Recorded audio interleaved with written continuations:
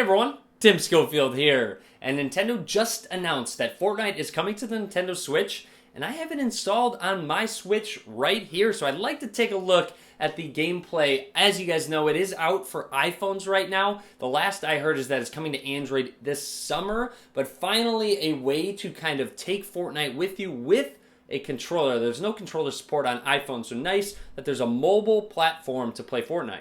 Now, I will show off the gameplay on the Nintendo Switch itself, but I'll also connect it to my TV, compare it with my Xbox One X, which I played on. I also do play it on desktop as well. I've been streaming for a little while on Twitch, so if you'd like to follow me there, click that link below. We always have a good time there. All right, so here we are all loaded up. If you do have an Epic Games account, you can sync it with your other platforms, so you don't have to buy the Battle Pass twice. I will go into settings real quick. I am curious about controller settings specifically, because with A, you'll see A is trap, and it looks like B is jump. So it doesn't look like they actually swapped any of the buttons in comparison with other systems, which is good. I don't want to have to press A to jump and get used to that. Anyways, it looks like we can switch from Combat Pro to Builder Pro, which I recommend doing. I'm going to switch over to Builder Pro. It takes a bit of time to get used to, but absolutely worth it. I will go ahead and hit X to apply. Also, real quick, the newest trend that I am a big fan of is the cross-platform capabilities. You'll see here, this buddy right here is on his Xbox. Here is a PC. You can play cross-platform still on your Nintendo Switch. And of course, this is the full game as well. You have all your challenges, the item shop, the store. It all syncs up. And also, you can select all of the game modes that are available. We are going to actually select solo real quick, and let's go ahead and play a game. So here is the first time I am testing this out.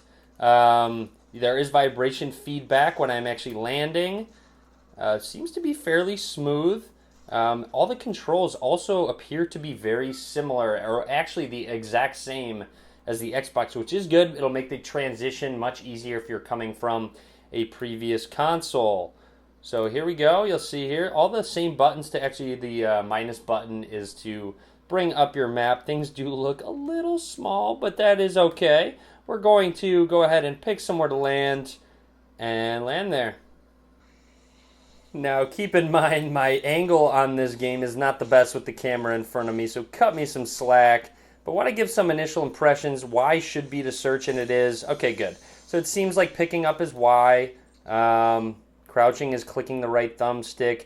If I go ahead and hit LB or RB right here, or L or R, that's how you switch. The left trigger in the back is how you zoom in, and then I believe the right trigger would be how to shoot. Let's see if we can get a shot on someone, if we can see anyone. Probably not yet.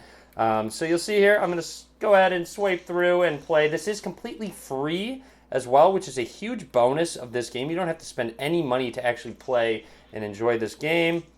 And we're going to run through, and I'll skip through to some more cutscenes and more impressions. Now, I do want to try building. You do get a vibration feedback when you do it.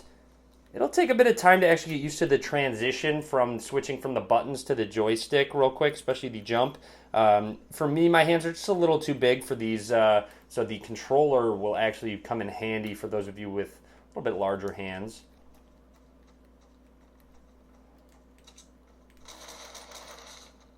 Ooh, this is very difficult, I have to say.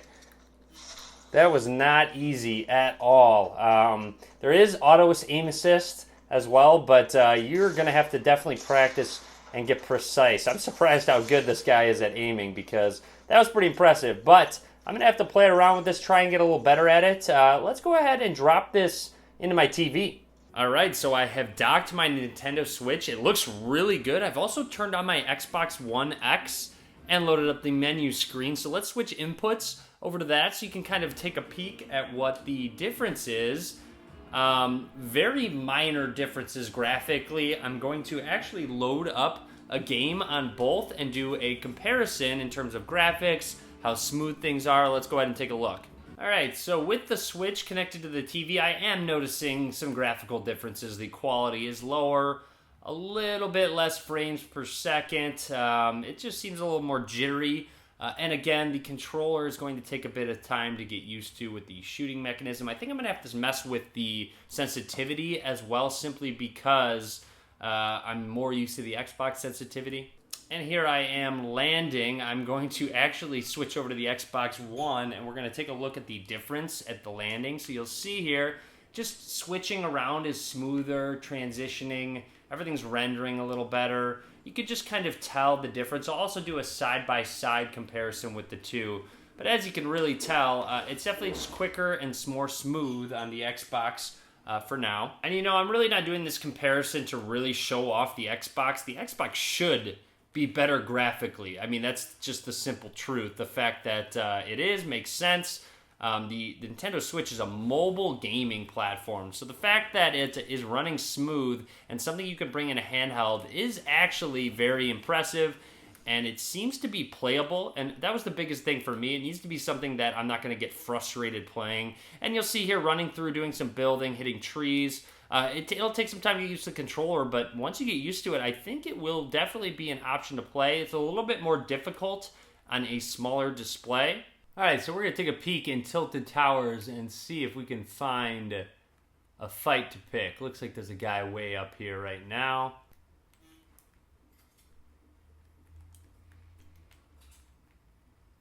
Alright, this building is nuts. I don't know how he's doing this on a Nintendo Switch, to be completely honest. He is somehow very good. Must just be someone that played a lot on other consoles, if that makes sense. Because this is some pretty good building by this guy, I will say.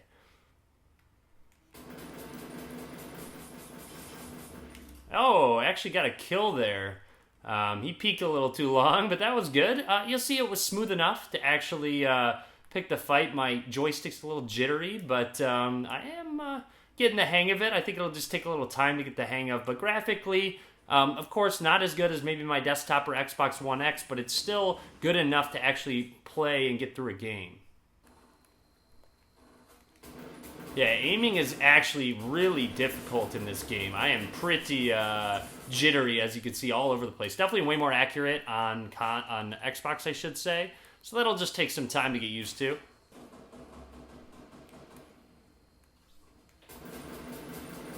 Alright, there's another kill. Let's keep it rolling. Hopefully I can get a win this game.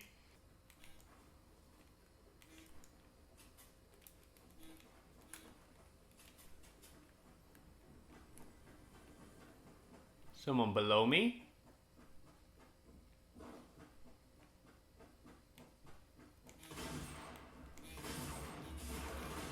There we go. Did a lot of damage. Good thing we have medkit.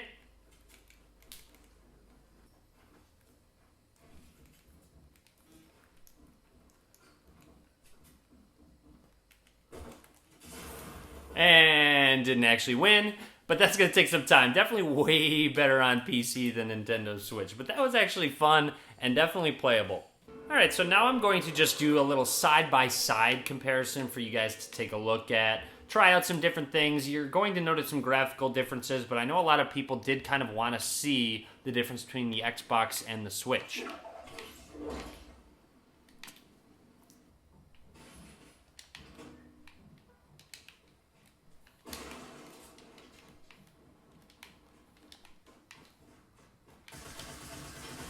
Alright, so there's just a quick building and a quick fight as well. I want to go ahead and try and show off the difference between the two. I'm also going to hit some trees side by side, just so you can kind of see the graphical differences and just maybe the different frames, FPS and things like that.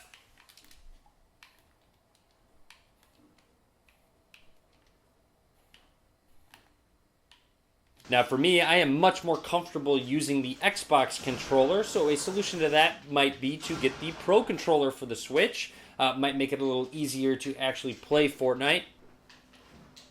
It's also noticeable with the smaller screen, aiming is very difficult. It's a little bit easier on a bigger screen, just because it's a little more jumpy, so you might have to turn your sensitivity down a little bit when actually playing on the Switch console itself. So overall, I'm actually very impressed with the Switch and how well it will handle Fortnite when even casting it over to the TV and as a handheld device. Very exciting that this is a new platform and a completely new way that you can play Fortnite and take it with you on the go. So overall, that's about it for Fortnite on the Nintendo Switch. A lot more videos to come, so make sure you do click that subscribe button. I hope you enjoyed the video. If you did, be sure to click that thumbs up. Again, be sure to follow on Twitch. And as always, guys, thank you very much for watching.